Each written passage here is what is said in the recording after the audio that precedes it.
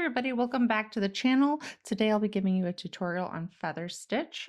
The easiest way to get the hang of this stitch is to make 4 evenly spaced vertical lines on your cloth. I like to think of these lines like lanes of a highway, and my floss is a car that has no idea where it's going, so it has to jump lanes a lot. So our first stitch, we are starting on the far left when we realize we're about to miss our exit, so we have to make a quick change and skip over the lane next to us. Then we realize we're wrong and that we actually need to move back 1 lane to the left. That's going to anchor your stitch and create this V shape. When you're getting ready for the next stitch, again, we're going to skip over the middle lane first, and then as we move forward, we go back to that middle lane. And that's the basics of the stitch. So we're just going to repeat this until we have a length that we're happy with. A lot of people use this stitch as vines, coral, something like flowery.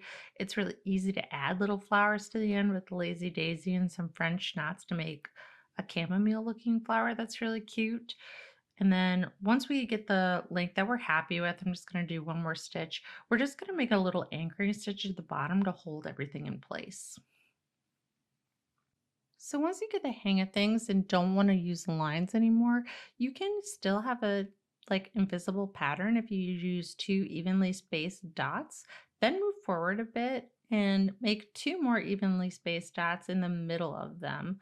That's going to create this like diamond shape that you can use as a guide to do this stitch, which I find really helpful. I just like the lines when you're first starting out though, because I think it really helps you create stitches that are really even and just allows you to get the hang of things. Thanks so much for watching. I hope this was helpful to you. And if you have any questions, just drop them in the comments. So until next time, fellow stitchers, I hope your needles are sharp and your floss never tangles. Thanks so much again. Bye.